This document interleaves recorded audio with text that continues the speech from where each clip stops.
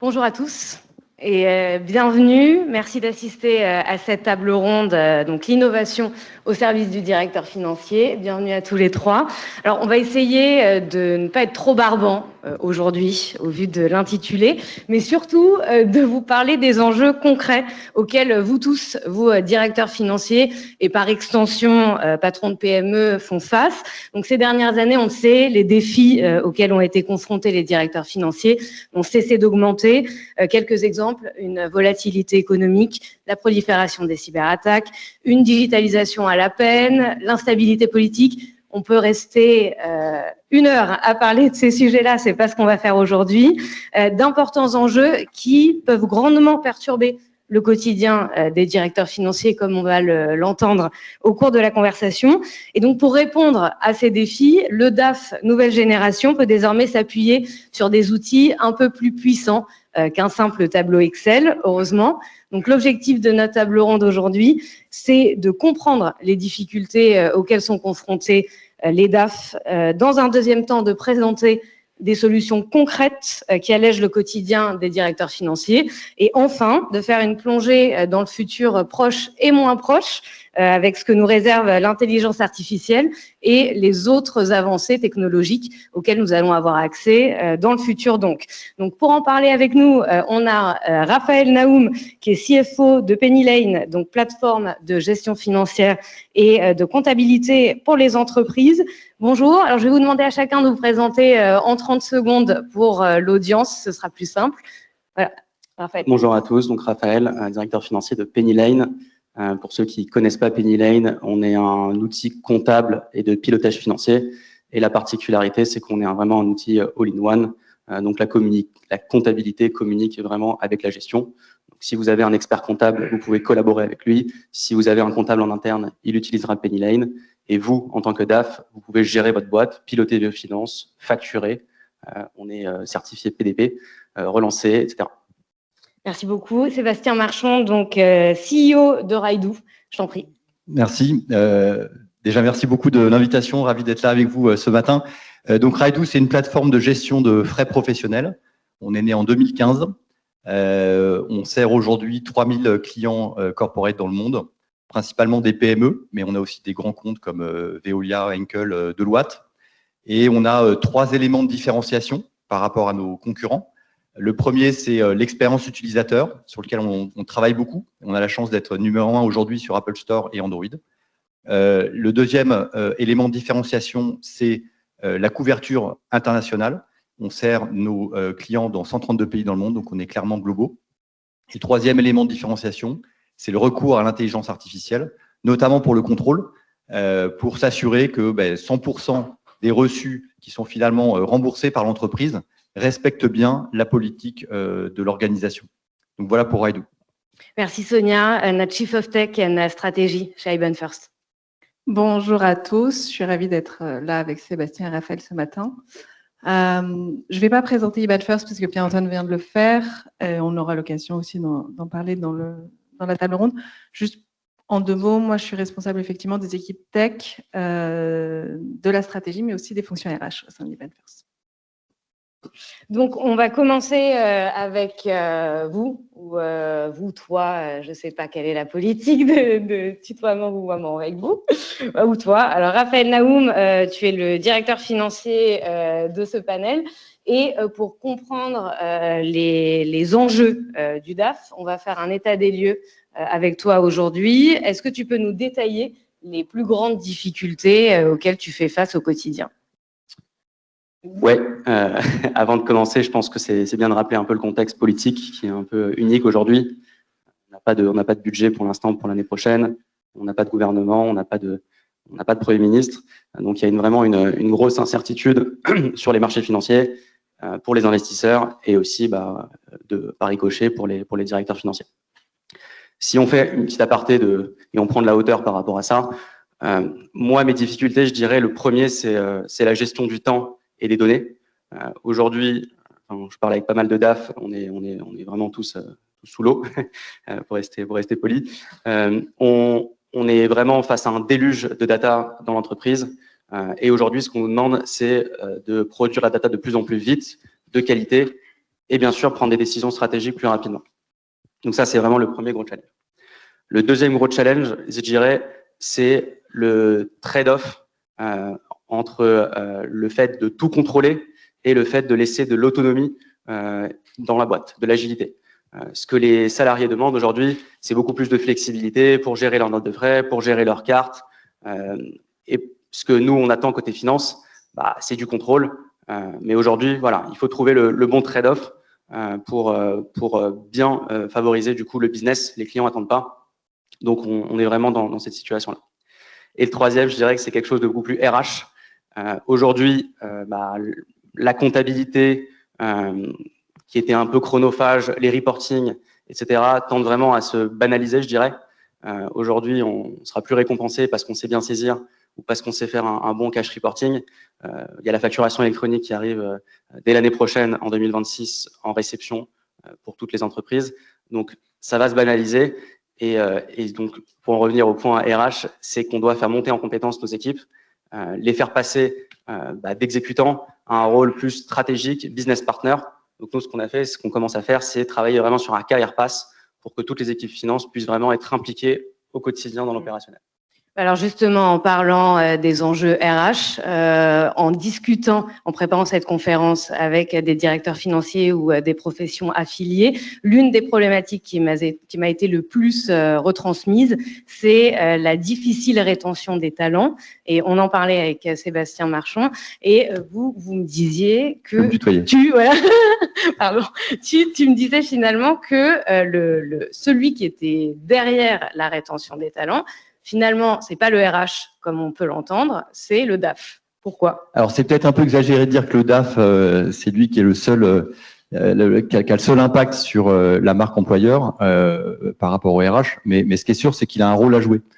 Ça, j'en suis absolument convaincu. Donc, effectivement, aujourd'hui, il y a une vraie guerre des talents. C'est très dur de recruter, c'est très dur de garder des bons talents.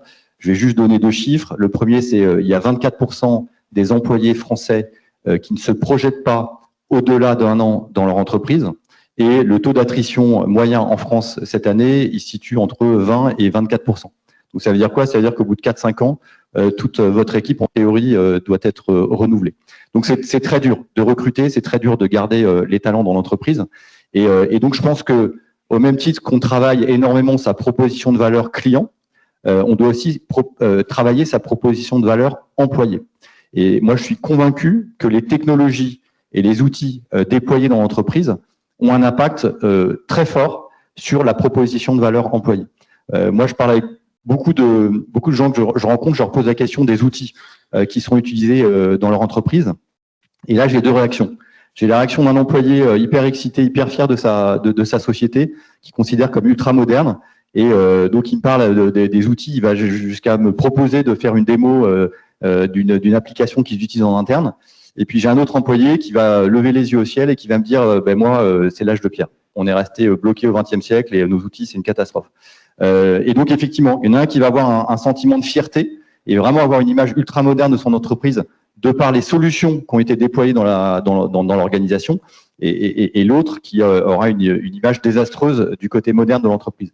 Et en fait, pour finir, au-delà de l'image que dégage une entreprise par les outils, c'est aussi un message qui est envoyé, parce qu'il y a des outils qui sont plus ou moins efficaces, et quand on utilise des outils efficaces, c'est aussi de dire à ses employés, vous voyez, moi je fais attention à votre bien-être, alors c'est peut-être un peu exagéré, mais moi je le crois, je fais attention à votre bien-être et je vais faire en sorte que votre travail il soit plus intéressant, en faisant en sorte que vous n'ayez pas trop de temps à prendre sur l'admin. Je vais finir juste avec une petite anecdote. On a implémenté il y a 5 ans au niveau mondial un gros acteur du conseil, une société de conseil en stratégie ultra connue. Et en fait, 1 mois après l'implémentation de Rydoo au sein de ce client, je reçois un email d'un consultant qui me dit Sébastien, je voulais prendre 2 minutes pour vous écrire. Avant, je faisais mes notes de frais le dimanche pendant 2 heures. Aujourd'hui, grâce à Rydoo, je le fais en quelques secondes pendant mes déplacements. Et donc, vous m'avez fait gagner 2 heures de temps avec ma famille. Et donc, je voulais vous remercier pour ça. C'est pas du bullshit marketing, c'est un vrai email que j'ai reçu. Pour la petite histoire, je l'ai même agrandi, encadré, et c'est maintenant un email qui est placardé sur les couloirs de Rydoo, parce que je veux montrer à mes employés et à nos clients qui nous visitent que on a un impact sur la vie de l'employé. Donc, effectivement, le CFO, dans les choix des outils, des technologies qu'il va mettre en place, il ne choisit pas tous les outils, il en choisit un certain nombre, dont les outils de gestion de notes de frais qui concernent beaucoup d'employés. Il a un impact sur la vie des gens et sur le regard que les gens vont avoir, l'image que l'entreprise va avoir au sein des employés. Alors c'est vrai, Sébastien parlait de l'âge de pierre. Quand on pense aux directions financières et ce qu'on entend, c'est vrai que certains utilisent des logiciels quelque peu surannés par rapport aux autres départements des entreprises, comme le marketing. On en est où chez vous? Si on prend un peu de hauteur par rapport à aujourd'hui, ce qu'on a vu, c'est qu'il y a 5-10 ans, il y a eu les premiers investissements dans les fintech. On a vu IBAN First, mais plein d'autres. Ça a commencé par du spend management, de la banque, et aujourd'hui de la compta, et voilà. Ce qu'on constate, c'est que du coup, historiquement, le DAF était celui qui avait très peu d'outils. On se contentait souvent d'un Excel, Google Sheet et d'une banque. Aujourd'hui, on a vraiment une grande variété d'outils qui sont disponibles sur le marché. La difficulté pour le DAF, c'est aujourd'hui de choisir sa stack. On a plein d'outils qui sont très bien, mais quand on est DAF, il faut voir ce qui communique bien ensemble. Nous, par exemple, on utilise notre propre outil. On met à disposition des cartes pour les salariés. On a un outil de note de frais qui est relié à la comptabilité.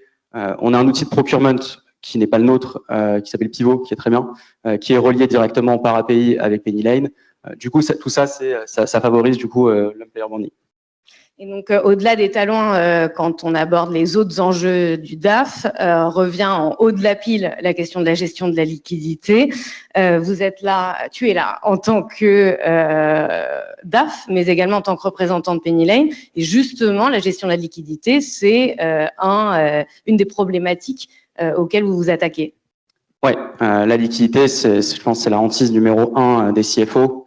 Je pense que c'est la première cause des faillites des entreprises. Nous, en tant que, Pennylane, ce qu'on fait, c'est que notre promesse, c'est qu'on a un outil du coup qui est connecté avec toutes vos banques et vous pouvez du coup à l'instant T pouvoir suivre votre cash flow, vos marges, etc.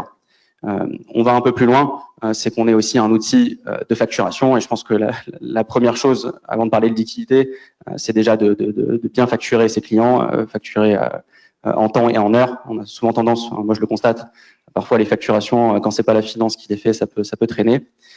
Ensuite, c'est de proposer des solutions de paiement qui soient intégrées nativement avec votre outil de facturation. En l'occurrence, ça peut être des prélèvements bancaires. Nous, on est en partenariat avec GoCardless.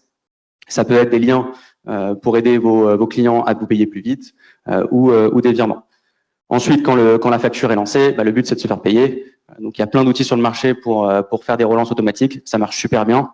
Il n'y a rien de pire en tant que CFO quand mes équipes comptables me disent on n'a pas payé tel fournisseur ou des équipes en interne on n'a pas payé tel fournisseur, tout le monde panique et il faut payer vite. Donc c'est vraiment ces outils de relance, faut pas les sous-évaluer et les minimiser, ça a vraiment un impact. Et ce qu'on propose pour les entreprises qui ont vraiment des sujets de liquidité, c'est la liquidité à très court terme. Donc c'est du factoring. Donc on est en partenariat avec DeFacto.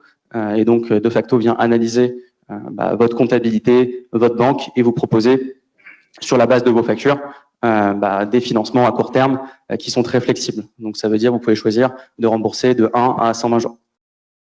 Donc, rétention des talents, gestion de la liquidité, on l'aura compris, le quotidien des DAF n'est pas un long fleuve tranquille. Mais alors, quand l'entreprise veut se lancer à l'international, là, c'est panique à bord potentielle et c'est là que IBAN First intervient, Sonia.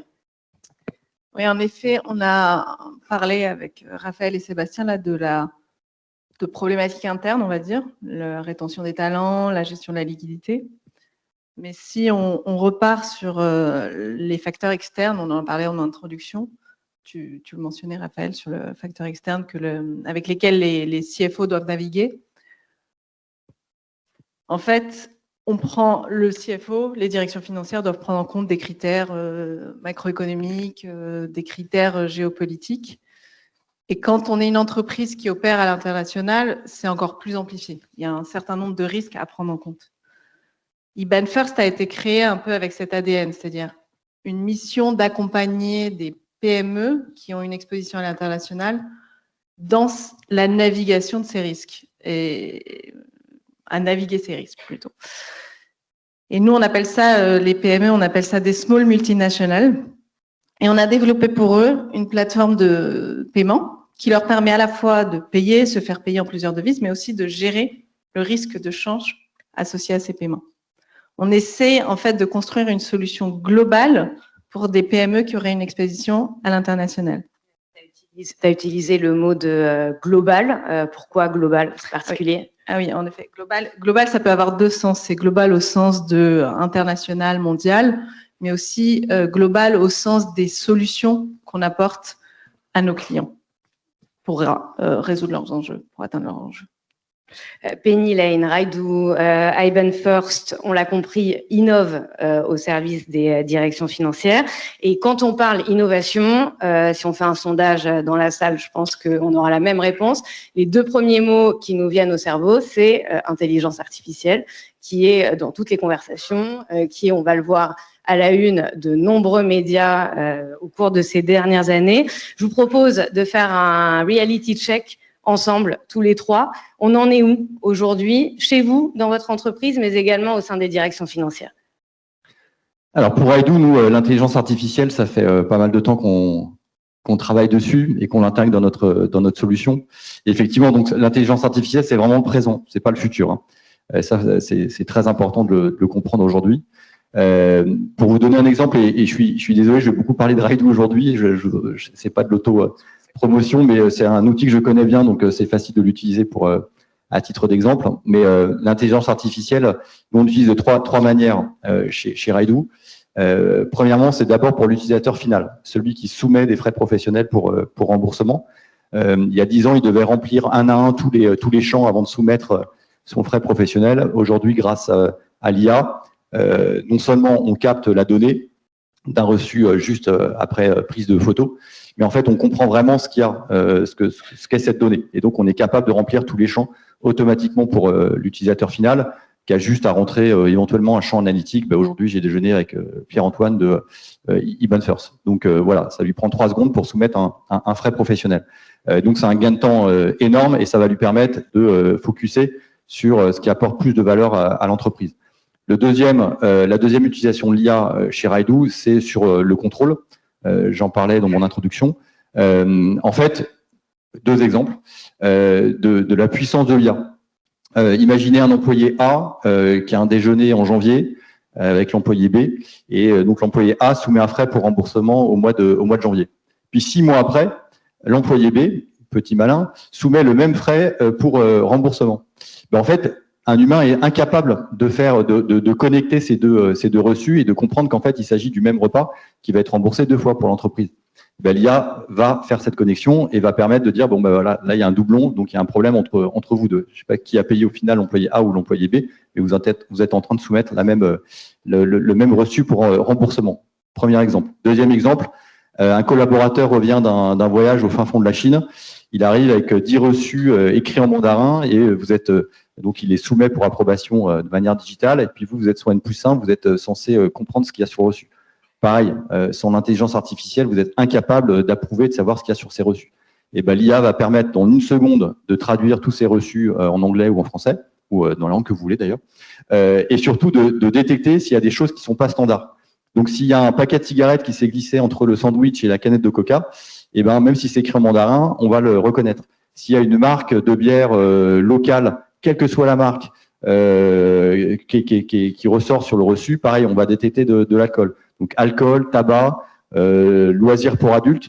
Et je peux vous dire que les employés sont très très créatifs quand il s'agit de soumettre des frais professionnels. On voit des choses qui sont assez incroyables quand on est de l'autre côté de la barrière. Donc voilà, donc l'IA a aussi la capacité de faire des choses que l'humain ne peut pas faire.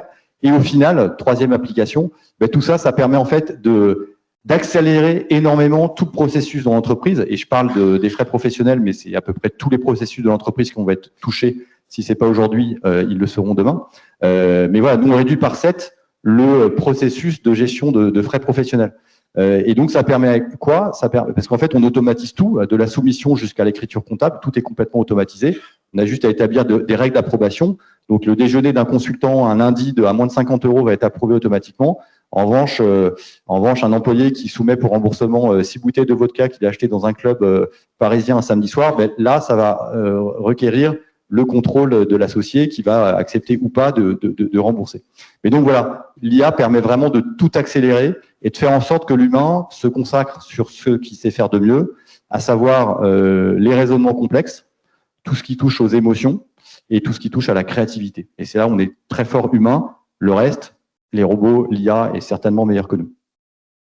Merci Sébastien. Raphaël, on en est où chez Penny Lane au niveau de l'intégration de l'IA?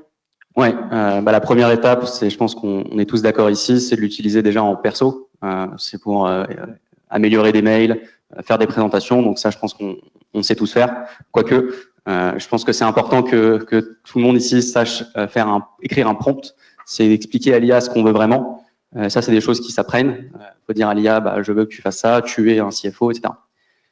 Si on veut aller plus loin, et c'est ce qu'on a fait chez Penny Lane, c'est qu'on a vraiment une stratégie interne d'IA. On a fait un partenariat avec Dust.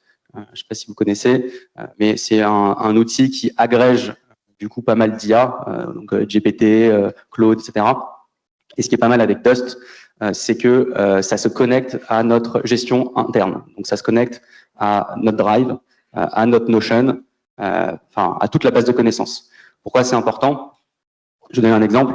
Nos équipes support, quand elles vous répondent si vous êtes client de Penny Lane, elles passent par Dust pour chercher les informations sur des questions semblables.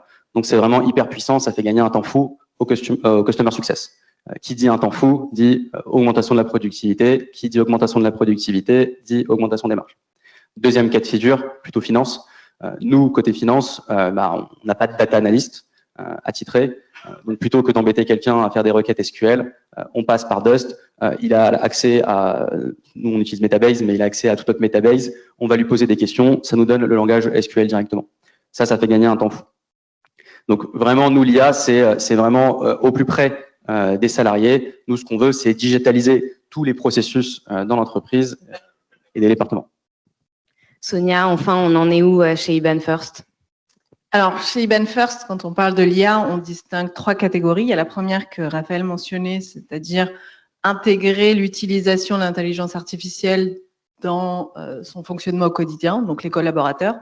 Et ça, en général, on observe l'utilisation de solutions packagées, type le copilote de la suite Microsoft, ou alors dans les équipes expertes, pour les développeurs, ça va être le copilote de GitHub ou CodeStral côté Mistral.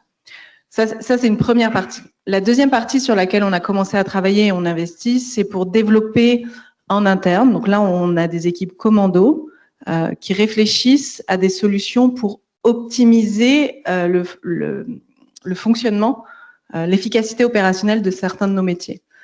Et là, on va faire des choses avec les équipes commerciales, par exemple, pour l'analyse des appels de nos clients, mais aussi pour les directions financières sur des problématiques liées à la liquidité dont on parlait en introduction. Et le troisième point, là, c'est plus que Sébastien mentionnait, c'est qu'est-ce qu'on va faire au sein du produit IBAN First, donc de la proposition de valeur d'IBAN First. Et là, Dimitri, je sais qu'il est notre Chief Product Officer en parlera tout à l'heure. On a développé des choses, donc c'est des briques fonctionnelles qui s'appuient sur de l'IA pour de la reconnaissance de factures afin d'optimiser le processus de paiement, donc avoir tout un process intégré et optimisé au sein de la plateforme IBAN First. Donc il y a vraiment ces 3 parties-là un peu différentes qui sont adressées de front au sein d'IBAN First. Et si on revient au métier de CFO, à la direction financière, et qu'on réfléchit au potentiel de l'IA, c'est vrai qu'il y a énormément de choses à faire. C'est des métiers qui sont ultra éligibles parce que l'IA permet d'amplifier tout ce qui va être le pilotage, le forecasting, la gestion du risque. Pour autant, si j'observe le processus et le fonctionnement des directions financières, j'ai pas encore le sentiment qu'on ait fait une transformation massive de leur méthode de travail. On a plutôt des solutions adjacentes qui nous permettent d'automatiser certains process, mais on n'est pas encore à utiliser le full potentiel sur ces métiers-là. Alors justement, pour arriver à cette transformation massive, quel est l'enjeu principal aujourd'hui? C'est de convaincre les directeurs financiers ou ils se situent ailleurs? Pas seulement convaincre. Je pense qu'il y a un travail préalable pour construire l'ensemble des briques qui va nous permettre d'utiliser et de leverager pleinement ces capacités. Quand je parle de briques préalables, on parle beaucoup en finance de sujets sur la data, la qualité des données. On l'a mentionné un tout petit peu, mais la qualité et la gouvernance des données, pour moi, c'est des prérequis qu'il va falloir engager tout de suite si on veut éviter l'effet garbage in, garbage out. Sébastien, t'en penses quoi? Qu'est-ce qu'il faut pour, non, pour y aller vraiment? Effectivement, la transformation n'a pas eu lieu parce que la vague, elle n'est pas encore arrivée. En fait, l'IA, c'est 3 vagues. La première vague, elle est née très loin. Elle est née dans les années 2000 avec les chatbots. Les chatbots, c'est la première application corporate que l'IA a générée, a permis. Et après, donc le langage, finalement, l'IA a d'abord attaqué le langage, le texte, avec les chatbots. Et aujourd'hui, ChatGPT a fait de cette application une application multi-usage. Mais ça reste une application qui est vraiment liée au langage, que ce soit le code d'ailleurs ou le langage parlé. La deuxième vague qui est arrivée, c'est la vague de l'image et de la vidéo. Là, on est en plein dedans, on est en plein boom, et on commence à avoir de plus en plus d'applications corporate liées à l'image, à la vidéo, qui sont utilisées et qui utilisent l'IA. Et la troisième vague, qui n'est pas encore arrivée, mais à mon avis, elle va arriver très rapidement, c'est l'IA utilisant la donnée, la partie numérique. Et ça, la vague, elle va arriver et pareil, elle va pas tout détruire, mais elle va tout transformer sur son passage. Donc, faut en être conscient. Au même titre qu'aujourd'hui, on peut résumer une présentation en poussant un index sur ChatGPT et on lui demande 10 lignes de résumé, il va le pondre. Demain, on fera pareil, mais avec son BP. Je prendrai 4 fichiers Excel, je le pousserai sur une application et j'aurai mon BP produit en quelques secondes, alors qu'aujourd'hui, moi, ça fait encore 3 semaines, ça fait depuis 3 semaines que je travaille sur mon BP de l'année prochaine. Demain, ça sera prêt en 3 secondes. Donc voilà, donc les enjeux, je pense qu'en fait, après avoir dit ça, il y en a 2. Un, c'est d'être conscient. Être conscient que ça arrive et il faut être prêt, il faut être ouvert au changement. Et le deuxième enjeu, qui est encore plus important, parce que c'est une chose d'être conscient, c'est une autre chose de pouvoir adopter rapidement toute cette et s'adapter à cette transformation. Et donc le deuxième enjeu, c'est un enjeu d'agilité. Et je pense que c'est une grosse partie du job des C-level de manière générale, que ce soit le CFO, le CEO, mais tous les C-level, c'est en fait de s'assurer que son organisation est ultra agile pour pouvoir s'adapter très rapidement. Voilà. Et si on n'a pas une organisation agile, ça va être très compliqué. Merci. Raphaël, moi j'aimerais t'entendre sur 2 choses. Tout d'abord, voilà, qu'est-ce que tu en penses? Qu'est-ce qu'il faut pour intégrer l'intelligence artificielle? Et puis peut-être une réaction sur ce que disait Sébastien sur le potentiel que peut présenter pour vous l'intelligence artificielle en termes de travail avec les chiffres et au quotidien. Qu'est-ce que ça peut représenter pour toi comme facilité? Oui, je pense que le premier enjeu des DAF aujourd'hui, c'est déjà de passer au cloud. Il y a la majorité des entreprises aujourd'hui qui ne sont pas au cloud. Donc ça, c'est une transition, je pense, nécessaire. Le deuxième, comme on a dit, il y a un problème de qualité de données aujourd'hui.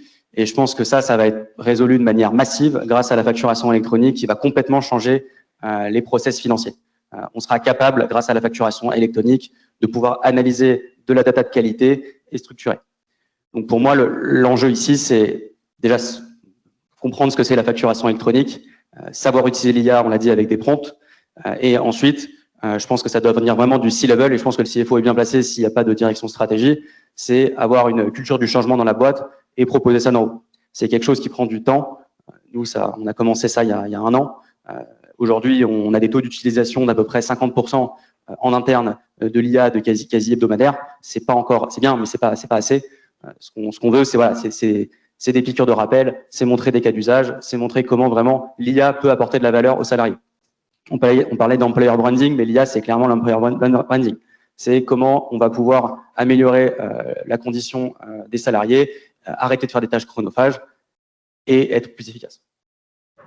Merci beaucoup. Sonia, tu souhaiterais réagir sur justement le potentiel de l'intelligence artificielle et ce que ça peut représenter dans l'entreprise, ou alors tu peux nous donner ton impression. Je pense que comme Sébastien, je vais juste donner ce qui est, à mon sens, les 3 plus importantes choses en fait pour avancer, pour prendre ce train de l'intelligence artificielle.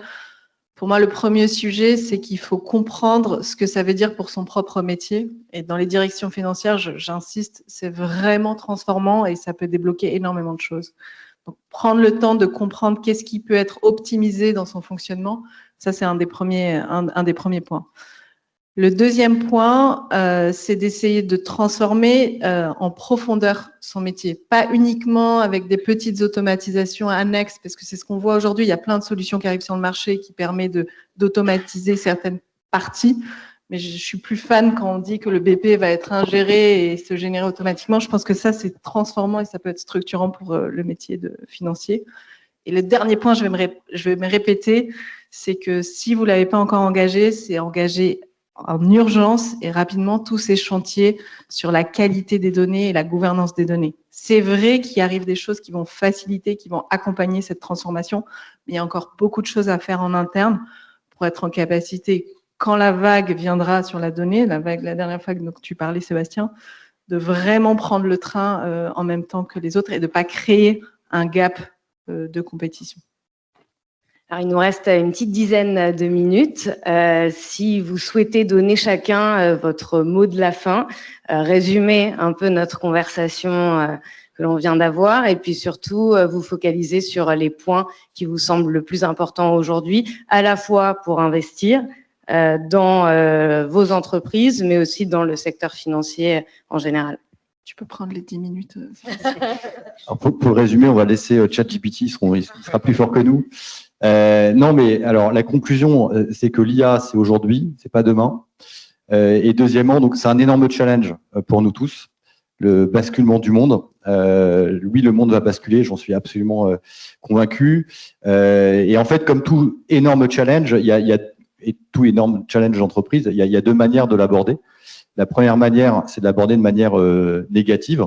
On a peur, on minimise l'impact, on ralentit son adoption. Et là, le risque, c'est d'être complètement dépassé, et ce, très rapidement. Et puis, la deuxième manière, c'est une manière beaucoup plus positive, se dire que l'IA va transformer, mais ça va être une transformation ultra positive. Ça va être une formidable création de valeur pour l'individu, pour l'entreprise, peut-être même pour l'humanité, mais en tout cas, prendre les choses de manière positive et essayer de leverager ça pour qu'effectivement, au final, ça soit plus de la création de valeur que de la destruction. Et pour revenir sur l'humain, je pense effectivement, comme je l'ai déjà dit, que on a des choses qui sont difficilement remplaçables par la machine. Encore une fois, les raisonnements complexes, le retour d'expérience, tout ce qui est lié aux émotions, tout ce qui est lié à la créativité. Je pense qu'on a encore un coup d'avance par rapport à l'IA. Je ne sais pas pour combien de temps. Oui, jusqu'à quand, c'est ça. Raphaël? Ouais, pour résumer les échanges, je pense que le métier du CFO est excitant, c'est pour ça qu'on est tous là, mais il est aussi dur. Il y a beaucoup de changements. On vit dans un monde qui bouge en continu et qui ne s'arrête pas. Et je pense que c'est le statut normal du CFO, c'est de pouvoir être agile tout en restant toujours positif. On doit montrer l'exemple et on doit agir en pensant au futur. On s'amuse à faire des BP, des budgets, etc. Mais le premier BP, c'est déjà de penser à l'IA, penser comment ça va impacter nous en interne côté finance nos processus. J'ai parlé de transformation finance avec un rôle beaucoup plus de business partner, mais l'IA, ça s'inscrit pleinement là-dedans. Il faut que retransformer les métiers. Alors, pas d'inquiétude, c'est pas dans les prochains mois, ça va prendre des années, mais il faut vraiment se tenir à jour. Sonia. En fait, en préparant cette table ronde, j'avais discuté avec des CFO aussi. Je pense que ce qui est difficile dans votre métier, c'est qu'il y a quand même une culture du secret autour de la fonction finance. Du coup, c'est des métiers qui sont souvent moins bien servis en termes de partage de difficultés que le directeur financier va rencontrer au quotidien et donc du coup dans partage de solutions qui ont pu être abordées par différentes communautés.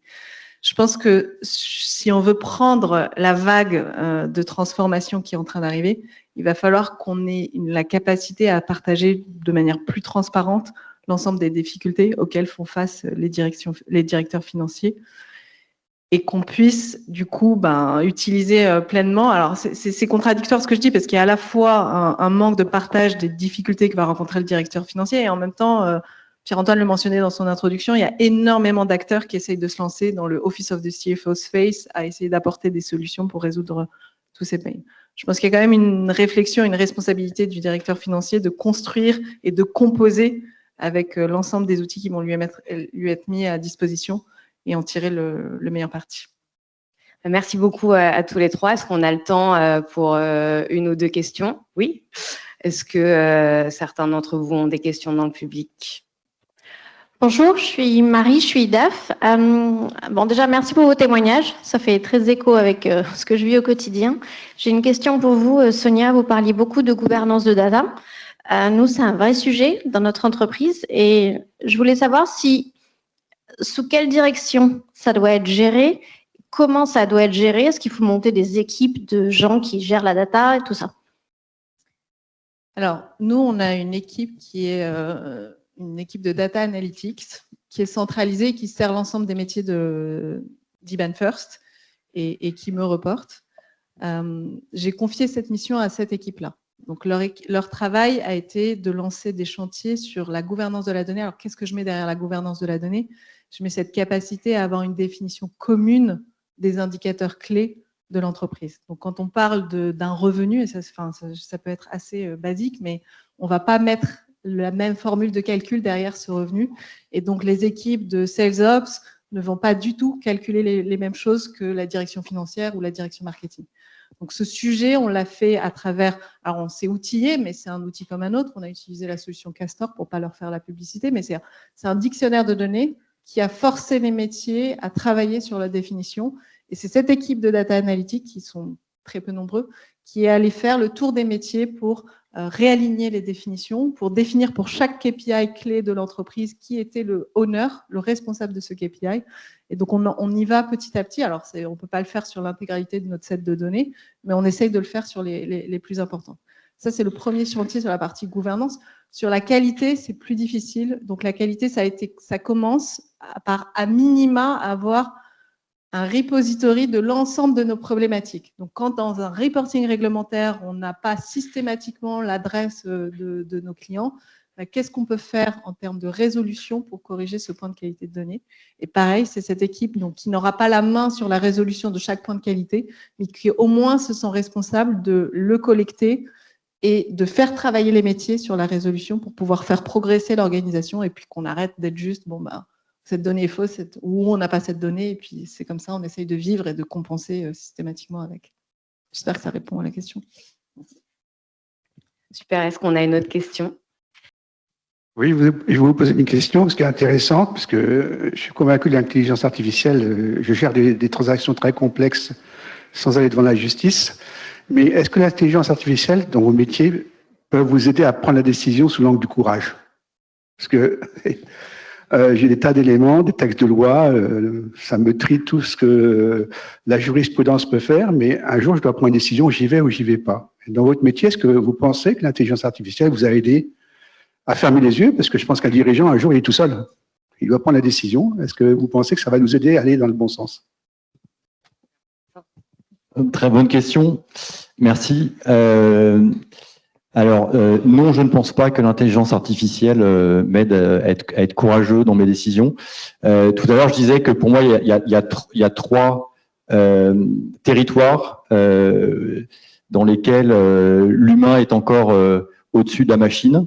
Le territoire du raisonnement complexe, le territoire de tout ce qui est lié à l'émotion et le territoire de tout ce qui est lié à la créativité. Alors, on peut un peu challenger le troisième, parce qu'aujourd'hui, avec Midjourney, avec pas mal de soft, la créativité, mais je pense que quand même, il y a des choses qui viennent de l'humain qui seront difficilement remplaçables par la machine sur la partie créativité. Le courage, pour moi, il est lié à l'émotion, quelque part. C'est un mix entre l'expérience, le feeling et la personnalité. Et donc ça, je pense que non, l'intelligence artificielle apporte de la donnée, de l'information. Il nous permet d'avoir toutes les informations disponibles pour se faire une idée. Après, la décision ultime, aujourd'hui, elle est encore prise par l'humain parce que justement, on rajoute une couche de sensibilité, d'émotion. C'est le propre de l'humain. Donc, la réponse à ma réponse à votre question, c'est non, en termes de courage, l'intelligence artificielle ne m'aide pas aujourd'hui. Mais c'est un point de vue très personnel. Raphaël, qu'en penses-tu? Non, moi 100% d'accord. Je pense que l'intelligence artificielle, ça permet déjà de se faire une meilleure idée de la situation, de pouvoir voir des scénarios auxquels on n'avait pas pensé, mais in fine, la décision appartient à l'humain. Donc ça aide dans la prise de décision, mais ça ne viendra pas prendre plus de courage. Ça viendra juste laisser plus de temps à l'analyse. Merci beaucoup. Merci à tous les trois.